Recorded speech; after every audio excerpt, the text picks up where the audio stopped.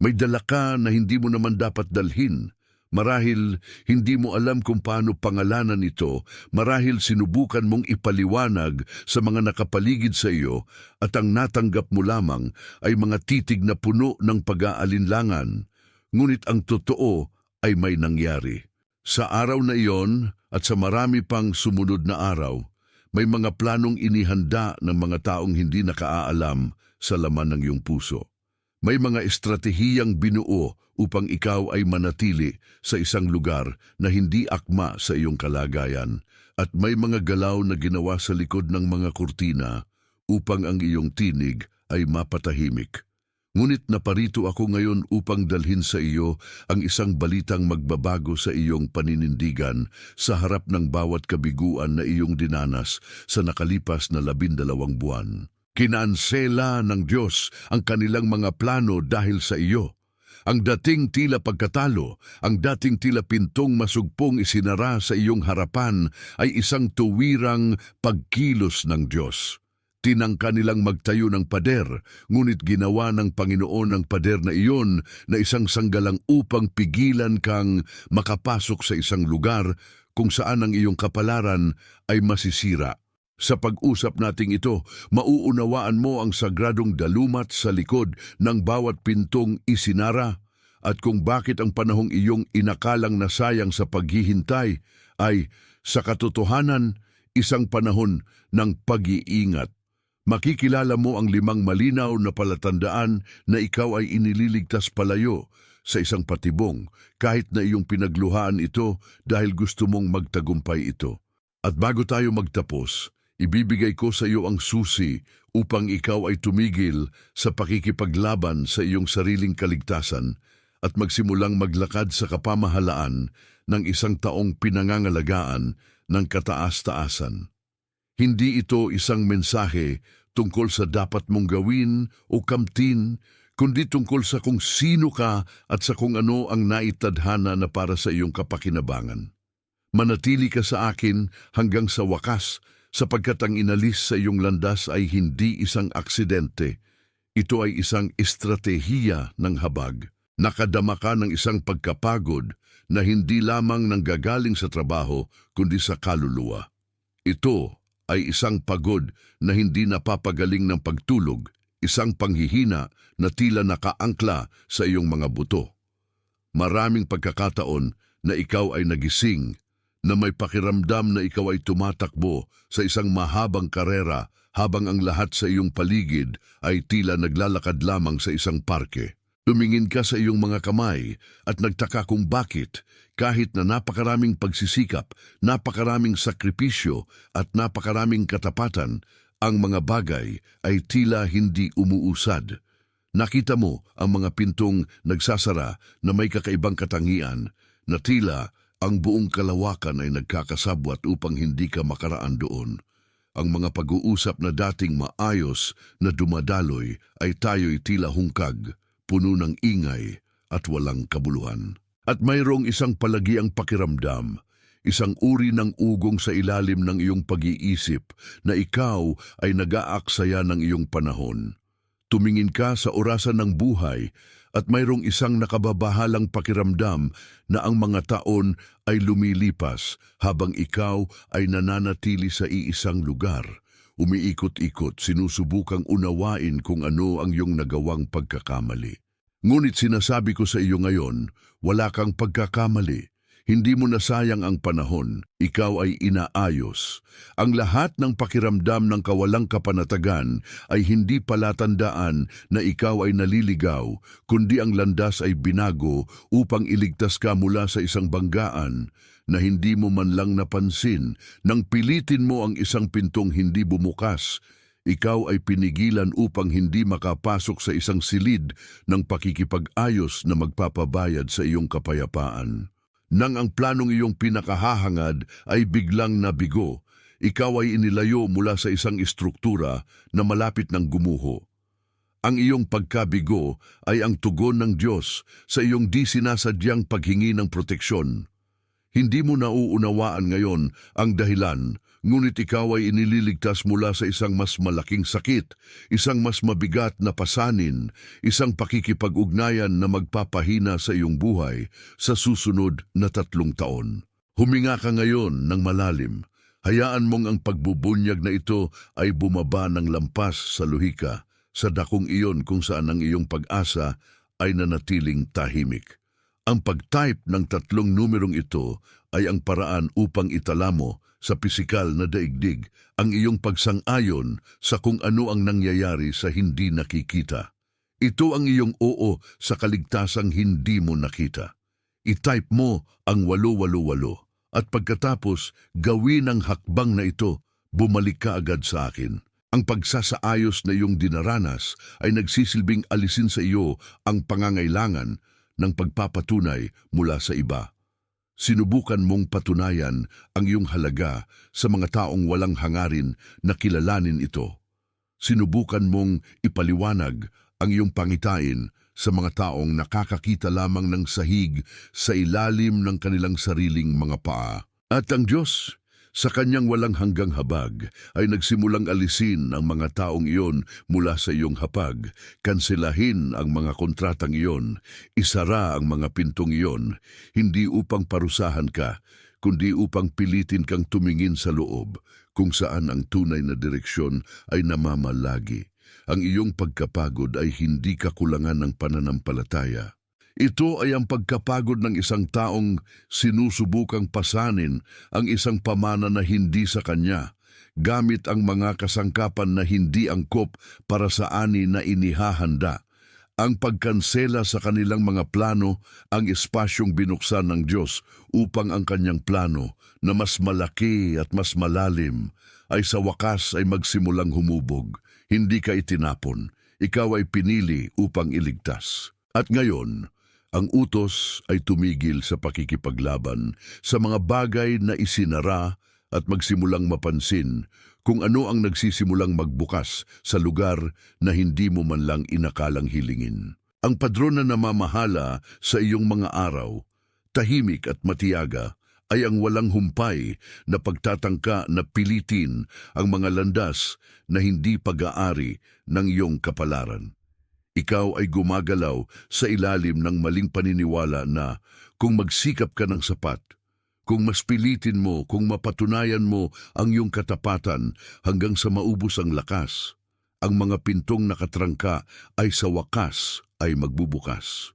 Ngunit ito ang pagsusuri sa iyong kasalukuyang paglalakbay, ginugugol mo ang iyong pinakamahalagang lakas sa pagtatangkang buksan ang mga pasilyo na hindi patungo sa iyong ani.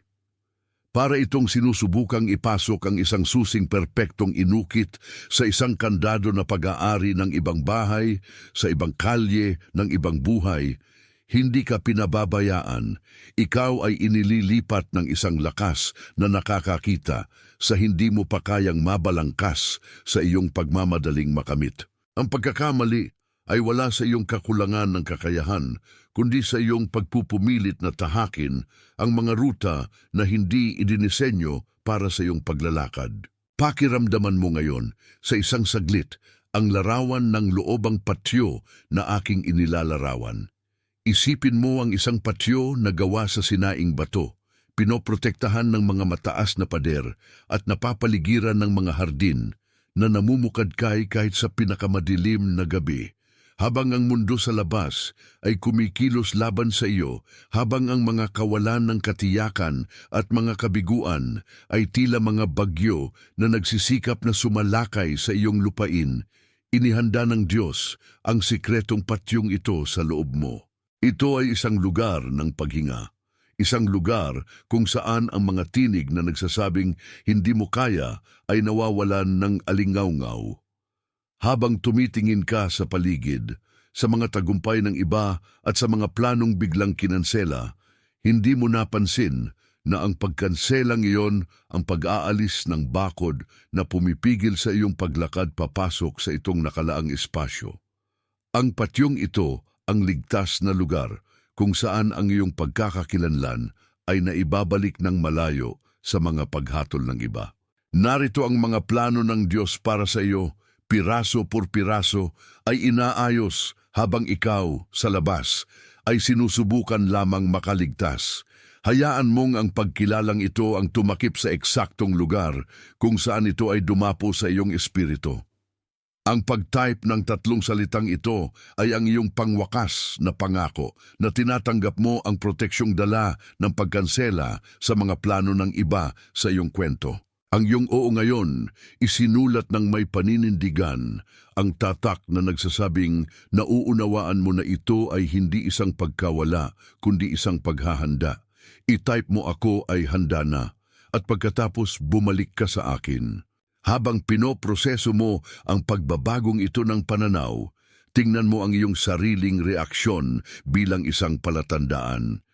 Kung ang pagkilalang ito ay nagdala ng kumpirmasyon sa isang bagay na ang iyong espiritu ay bumubulong sa mga oras ng katahimikan, hayaan mong ang iyong pagpindot ng like ang maging iyong walang salitang amen. Huwag mo itong gawin bilang isang tagabilang ng mga sukatan, kundi bilang isang tahimik na tatak, isang pisikal na pagsang-ayon sa katotohanang ang pinangalanan dito ay ang katotohanang nagpapalaya sa iyo mula sa bigat ng pagdadala ng hindi naman sa iyo. Ito ang iyong kilos ng pagsasabing, mula ngayon, hindi mo na kailangang lumaban sa katahimikan ng Diyos, sapagkat nauunawaan mo na ang katahimikang iyon ay, sa katotohanan, ang pagtatayo ng iyong patio ng kapayapaan. Ang tunay na solusyon, ang susi na iyong hinahanap sa maling mga lugar, ay wala sa isang bagong estratehiya ng pagkilos, ni sa isang pagsusumikap na patunayan kung sino ka. Ang solusyon ay lubos na nasa pagtatalaga at katahimikan. Kailangan mong tumigil sa pakikipaglaban para umani nang hindi pa handang makita. Ang iyong tungkulin mula sa araw na ito ay matutunan ang pamamahala ng pagtitiyaga. Ang ipinagkaloob para sa iyo sa panahon ng mga pagkansela at kabiguang ito ay isang bagay na hindi maaaring pilitin. Dapat itong tanggapin. Isipin mo na ikaw ay nagdaang buwan na humahawak ng mga lubid na matagal nang naputol, sinusubukang hilahin ang mga kargang hindi na nakakabit saan man. Ngayon, ang iyong pagtatalaga ay binubuo ng pagpapakawala sa mga lubid na iyon. Ipagkalas mo sila. Pakiramdaman ang bigat na umaalis sa iyong mga balikat kapag inamin mong hindi mo na kailangang magkaroon ng kontrol sa hindi naman sa iyo. Hindi mo na kailangang magpaliwanag sa mga hindi pa handang pakinggan ang iyong katotohanan. Hindi mo na kailangang ipagtanggol ang mga pintong isinara sa mga hindi nauunawaang ang mga pintong iyon ay, sa katotohanan, mga bilangguan. Ang pagsasaayos na iyong pinagdaanan ay matindi, masakit, ngunit nagsilbi upang linisin ang iyong pananaw. Ang tinatawag mong kabiguan, tinatawag ng kaliwanagan na pagdadalisay.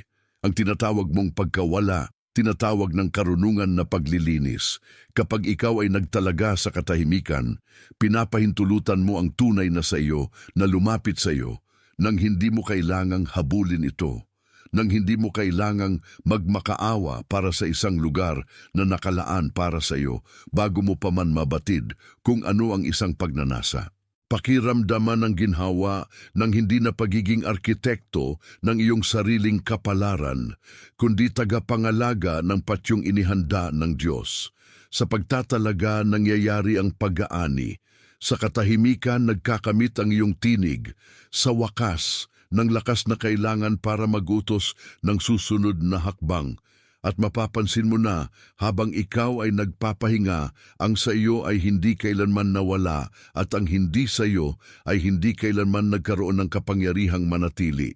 Sa mismong sandaling ito, habang ang bigat ng mundo ay tila gumagaan sa iyong mga balikat, may isang tao sa iyong paglalakbay na nangangailangang marinig ang katotohanan ito na humipo sa iyong puso ngayon. Marahil iyon ang taong tulad mo ay gumagawa ng tahimik, nagsusumikap ng may dedikasyon na walang nakakakita o nagpapahalaga ng nararapat. Maaaring iyon ang kaibigan na, Sa nakalipas na mga buwan ay may dalang sikretong pasanin na nadarama ang sariling kawalan sa harap ng mga tagumpay na hindi dumarating o maaring isang tao na ang mukha ay lumitaw sa iyong isipan habang ako ay nagsasalita tungkol sa pagkansela ng mga plano ng iba. Ang taong ito ay pagod, sinusubukang pilitin ang mga pintong para sa kanya ay nakabarado nang hindi alam na ang kaligtasan ay dumarating mismo sa pamamagitan ng pagsasarang iyon. Ipadala mo ang nilalamang ito sa kanya. Ikaw ang itinalagang daan para makarating ang mensaheng ito sa puso ng taong iyon, at ang paghahatid na ito ay ang iyong pagsasanay sa pag-aaruga, ang iyong paraan ng pakikilahok sa pagpapanumbalik hindi lamang sa iyong buhay, kundi sa buhay ng taong iyong minamahal na hindi pa nakakatagpo ng kapahingahang iyong natuklasan. Huminga ka ngayon ng malalim sapagkat ang ating pinagtitibay dito ay hindi lamang isang pag-uusap, kundi isang pangakong pagkakakilanlan na iyong dadalhin sa susunod na mga kabanata ng iyong kwento. Bago magtapos ang sandaling ito, nais kong angkinin mo ng lubusan ang iyong kalagayan. Huwag mo itong gawin na para bang humihingi ng pahintulot ni bilang isang nagpapahayag ng malayong pag-asa. Isulat mo ito ng may kapamahalaan ng isang taong nakauunawang upang maukupa mo ang iyong lugar. Ang mga plano ng iba ay kinailangang buwagin at ang mga landas ng iba ay kinailangang harangan. I-type mo ang 3 salitang ito ng dahan-dahan. Hayaan ang bawat letra na magpatibay sa iyong espiritu na ang iyong paglalakbay ay hindi bunga ng pagkakataon, kundi ng isang sinasadyang pagpili, ginawa ng isang banal na karunungan na nakaalam ng wakas mula sa simula. Sa pag-type mo ng ako ay pinili, inilalagay mo ang isang tuldok sa lahat ng pag-aalinlangan na nagsikap na kumbinsihin ka na ikaw ay nahuhuli o ang iyong mga pagsusumikap ay walang saysay. Ang pagkilala ay kumpleto na at ang iyong lugar ay nakalaan. Ikaw ay minamahal ng isang pagmamahal na nauna sa anumang pagsisikap na iyong ginawa. Ikaw ay pinangangalagaan ng parehong pag-aaruga na nagbuwag sa mga planong hindi gumagalang sa iyong layunin. Ikaw ay tinawag upang mabuhay sa isang ani na hindi na nangangailangan ng iyong pagkasabik, kundi ng iyong kahandaan sa pagtanggap. Ikaw ay minamahal ng lampas sa iyong mga pagkukulang. Ikaw ay pinangangalagaan ng lampas sa iyong mga pangamba. Ikaw ay tinawag para sa isang panahon ng kasaganaan na nagsimula sa mismong sandaling ikaw ay nagpasyang tumigil sa pakikipaglaban sa hindi naman sa iyo. May nangyari sa iyo ngayong umaga. Maaaring wala kang eksaktong mga salita para ilarawan ito, ngunit may kumilos sa loob ng iyong espiritu at naparito ako upang ibunyag sa iyo kung ano ang ibig sabihin nito. May dala kang isang tanong na walang nakapaligid sa iyo ang nakasagot ng malinaw. Ikaw ay gumagawa ng may tahimik na dedikasyon, may kasidhian na higit sa karaniwan ng mga kasabay mo sa paglalakad, at gayon paman ang mga pintong dapat bumukas ay nananatiling nakasara. May dahilan para dito, at ito ay hindi kakulangan ng karapatan. Sa kabaligtaran, ito ay labis na layunin.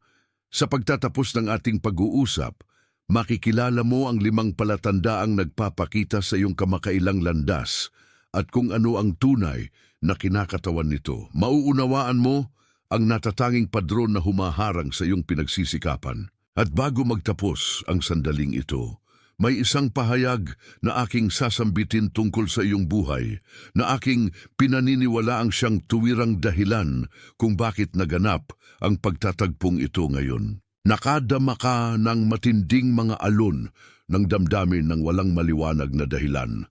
Ang mga pag-uusap na dating natural ang dating ay tila hungkag, walang saysay. Nagigising ka sa parehong oras na tila may panloob na orasan na inaayos ng isang kamay na hindi sa iyo. Paulit-ulit na mga numero ay lumilitaw sa mga lugar kung saan walang dapat magkaroon ng kahulugan at ang iyong mga pangarap ay may kasiglahang nagpapapanglaw sa pang-araw-araw na katotohanan. Nakadarama ka ng isang tahimik na katiyakan na may nagbago kahit na sa pagtingin sa paligid, ang pisikal na tanawin ay tila eksaktong katulad ng kahapon. Huwag kang mangamba sa katahimikang humubog sa paligid ng iyong mga inaasahan. Ang tinatawag mong pagkabigo, tinatawag ng buhay na pagsasaayos. Ang katotohanang ang mga pinto ay isinara para sa iyo ay hindi palatandaan ng pagtanggi, kundi ng paglilipat. May mga plano ng iba na kinailangang kanselahin upang ang iyong ruta ay hindi mailihis. Ang Diyos sa kanyang kapangyarihan ay nagbuwag sa itinayo ng iba laban sa iyong ani. Ang iyong mga daliri na nagtatype ng 3 numerong ito, ang iyong espiritu na nagsasabing oo. Ito ang pinakamaliit na posibleng kasunduan, ngunit ito ay totoo. I-type mo ang 888 pagkatapos ay bumalik ka rito para magpatuloy tayo. Ang nangyayari ngayon ay ang pagtuklas sa padron. Ikaw ay gumagalaw sa ilalim ng paniniwalang kailangan mong pilitin ang pagbubukas ng mga landas na wala na ang iyong lagda. Ikaw ay napapagod sa paghila ng mga lubid na hindi na nakakabit saan man. Ang tinutukoy mong pagkapagod ay sa katotohanan ang bigat ng pagdadala ng isang bagay na hindi itinalaga para sa iyong kamay. Ikaw ay naglalapat ng isang lehitimong pagkagutom sa isang ruta na hindi patungo sa iyong orihinal na patutunguhan. Walang paghatol dito, ang naroon lamang ay ang pagkilala sa isang binhing itinanim sa lupa na hindi sa iyo. Isipin mo ang isang loobang patyo, isang sikretong at protektadong lugar na hindi mo pa narating sa pisikal, ngunit laging tumahan sa alaala ng iyong kaluluwa. Habang ang mundo sa labas ay kumikilos laban sa iyo, habang ang mga pakana ng iba ay nagsisikap na hadlangan ang iyong paglago, ang patyong ito ay nanatiling buo. Itinago ng Diyos ang lugar na ito bilang isang kanlungan kung saan ang panahon ay walang parehong takbo at kung saan ang sa iyo ay pinangangalagaan mula sa panghihimasok ng iba. Hindi ka nag-aaksaya ng panahon, ikaw ay iningatan sa isang espasyo ng ganap na kaligtasan. Hayaan mong ang pagkilalang ito ang tumakip sa lugar kung saan ang katotohanan ay dumapo. Ang pag-type ng 3 salitang ito ang nagpapatibay sa patutuo sa iyong personal na talaan. I-type mo, pagkatapos ay bumalik ka agad. Kung mayroong isang bagay sa pag-uusap na ito ang nagpatibay sa alam na ng iyong espiritu, hayaan mong ang iyong pagpindot ng like ang maging iyong walang salitang Amen. Hindi bilang sukatan ng mga tagapakinig, kundi bilang isang tahimik na pagsang-ayon na ang pinangalanan dito ay pinangalanan ng may katumpakan. Ang solusyon ay hindi isang listahan ng mga gawain ni isang bagong estratehiya ng pagsusumikap. Ang solusyon ay ang pagbabalik.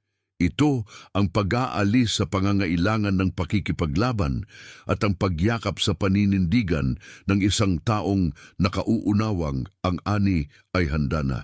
Hindi mo na kailangang magbungkal ng bukid ng iba. Hindi mo na kailangang humingi ng pagkilala mula sa mga walang kapamahalaang magbasbas sa iyong landas. Ang iyong bahagi ay ang katahimikan. Ito ang pagtatalaga. Kapag ikaw ay tumigil sa pagpipilit, ang pagkalinga ay nagsisimulang dumaloy. Ang mga pirasong inilipat upang harangan ang mga plano ng iba ay ngayon ay nagsisimulang magkabagay upang ipanambak ang iyo. Ang kasaganaang iyong inaasam ay hindi nagmumula sa isang paglundag, kundi sa isang paglalakad sa isang lupang nilinis upang hindi ka na madapa. May isang tao sa iyong buhay na nangangailangang marinig ito ngayon. Isang taong gumagawa ng may pasaning walang nakikita, isang taong nadarama ang sariling kawalan sa gitna ng ingay ng maraming tao, isang taong may dalang sikretong pasanin at ang mukha ay lumitaw sa iyong isipan habang ako ay nagsasalita. Ipadala mo ang mensaheng ito sa taong iyon, hindi bilang isang karaniwang rekomendasyon, kundi bilang isang paghahatid. Ang parehong pag-aaruga na ibinigay sa iyo ngayon ay kailangang maipamahagi sa pamamagitan ng iyong mga kamay. Ang taong lihim na pagod, ang taong tahimik na naghahanap ng isang labasan na tila wala ay naghihintay na may isang tao, tulad mo, ang magturo ng daan pabalik sa kapahingahan. Ihatid mo ang susing ito. Ito ang iyong pagsasanay sa pag-aaruga, ang iyong paraan ng pakikilahok sa pagpapanumbalik ng nakalingid. Ang iyong pagsunod bilang mensahero ang patunay na naunawaan mo ang iyong kalagayan. Ang nangyari sa nakalipas na panahon, ang galaw na iyon na inalis ang alpombra ng iyong seguridad ay hindi isang pagkatalo. Ito ay isang kaligtasang hindi mo pa lubusang nakikita sapagkat ang alikabok ng pagbabago ay hindi pa humuhupa. Kapag ang mga plano ng iba ay nabigo sa harap ng iyong mga mata, kapag ang estratehiyang tila matibay ay gumuho at ang landas na iyong balak tahakin ay naharang, ikaw ay tumitingin sa iyong nawala. Tumingin ka sa saradong pinto, sa nawasak na imbitasyon, sa pangakong hindi natupad, at nagtatanong kung saan nagkamali ang iyong pananampalataya. Ngunit ang sagot ay ang eksaktong kabaligtaran, ang pagkakamali ay wala sa iyo. Ang pagkansela ang proteksyon na kumikilos sa isang dalas na hindi mo pa kayang sakupin. Pinahinto ng Diyos ang kanilang landas upang ang iyong sariling diwa ay hindi mawala sa proseso. May isang lugar, isang dalas ng kaluluwa, kung saan ang sa iyo ay hindi kailangang agawin ni kamtin sa pamamagitan ng lakas. Ikaw ay nabuhay sa ilalim ng presyur na patunayan ng iyong halaga sa mga kapaligiran na hindi idinisenyo upang tanggapin ang iyong liwanag. At dahil dito, ang pagkansela ang naging tanging wika na naunawaan ng iyong kaluluwa, kahit na ang iyong isipan ay tumutol. Ang pagharang ay hindi isang katapusan, ito ay isang paglilipat. Ito ang dakilang arkitekto na nag-aalis ng mga piraso sa ibabaw ng laro na naroon lamang upang ubusin ang iyong lakas at pahinain ang iyong tinig. Nararamdaman mo ang bigat na ito sa iyong mga balikat, ang pagkapagod na hindi nawawala sa pisikal na pahinga, sapagkat ikaw ay nagsisikap na dalhin ang kapalaran na hindi sa iyo. Ngunit ngayon, ang kaliwanagan ay nagsisimulang palitan ang pagkalito. Ang nabuwag sa buhay nila ang pinigil na magbunga sa kanilang landas, ang tanging hadlang na nagpipigil sa iyo sa isang gawain ng walang saysay na pagsisikap. Sa pag-aalis ng mga batong ito sa iyong landas, ang banal na kapamahalaan ay naglilinis ng lupain kung saan ikaw ay dapat magtayo. Huwag kang magdalamhati sa inalis. Magpasalamat ka sa espasyong ngayon ay malaya upang sakupin ng tunay na may iyong tatak. Pansinin ang katahimikan bago ang paghahayag, habang ang mundo sa labas ay nagkakagulo, habang ang mga taong nakapaligid sa iyong mga araw ay nagpipilit na mabawi ang kontrol. Ikaw ay tinatawag sa tahimik na pwesto ng isang tagamasid na nakaalam sa wakas ng kwento. Ang iyong katahimikan ay hindi kahinaan. Ito ang iyong pinakamakapangyarihang sandata. Kapag tumigil ka sa pagtatangka na ayusin ang mga bagay na dapat namang bumagsak, sinasakop mo ang iyong katayuan bilang isang hinirang. At mula sa lugar na iyon, ang tanging natitira ay ang pahintulutan, ang bago na magpakita. Ang para sa iyo, ang iginuhit ng tiyakan para sa iyong paglalakbay ay hindi humihingi ng pahintulot, hindi nangangailangan ng pagsisikap at tiyak na hindi mapipigilan ng sinuman. Lahat ay inihahanay ng may katumpakang hindi maaabot ng iyong lohika. Ngunit ang iyong espiritu, sa wakas, ay nagsisimulang kilalanin. Ang iyong pinagdaanan, ang sakit, ang pangamba, ang panghihinayang sa pagtanaw sa lahat na gumuho, ay paghahanda lamang ng lupa para sa ani na hindi mo kailanman inakalang matatanggap. Ngayon ang lupain ay handa na, at ikaw rin. Bago ang sandaling ito ay maging ganap, ipahayag mo ang iyong katayuan, hindi bilang isang pamanhik, hindi bilang pagtatangka na himukin ang kapalaran, kundi bilang lagda sa isang kasunduang naisulat na sa itaas at ngayon ay iyong wakas na tinatanggap. Hayaan ang mga salitang ito na umalingaw-ngaw sa iyong kamalayan bilang panghuling tatak ng iyong paglipat. Ang pagkilala sa iyong pagkakakilanlan, ang huling hakbang bago, ang dakilang pagbubukas. Itala, tanggapin, at damhin ang pagbagsak ng bigat ng pahirapang hindi sa iyo mula sa iyong mga balikat. Minamahal ka, ipinagtatanggol ka, tinatawag ka. May isang tao sa iyong buhay na nangangailangang marinig ang pagkilalang ito ngayon. Marahil ito ay isang taong iyong nasasaksihan na nagpupumilit ng higit sa nararapat. Isang taong may dalang pagod na hindi maipaliwanag ng mga salita. Isang taong tila laging nasa isang patio ng paghihintay habang ang buhay ay dumaraan sa paligid. Ang taong iyon na ang mukha ay sumipot sa iyong isipan habang ako ay nagsasalita ay hindi lamang pagod dahil sa kakulangan ng pahinga. Siya ay nagdurusa sa pagtatangkang pasanin ang bigat ng mga planong hindi para sa kanya. Hindi bilang isang pangkaraniwang payo, kundi bilang isang kinakailangang paghahatid. Kailangan niyang malaman na ang pagkansela ng ilang landas ay hindi pagkatalo, kundi isang proteksyon. Kailangan niyang maunawaan na ang mga bagay na pinigilang mangyari ay nangyari ng tiyakan upang hindi siya mawala sa kanyang tunay na layunin. Bawat isa sa atin sa ilang sandali ay nangangailangan ng salamin na magpapakita ng ating sariling katotohanan, lalo na kapag ang katahimikan sa paligid ay nagdudulot ng pagdududa sa ating daan. Sa pagpapadala, hindi ka lamang nagkakalat ng mga salita. Ikaw ay nagpapatibay sa isang siklo ng pagliligtas. Itala ang mga salitang ako ay hinirang sa mga komento sa ibaba, minamahal ka, ipinagtatanggol ka, tinatawag ka, ituon ang iyong kamalayan sa ngayon.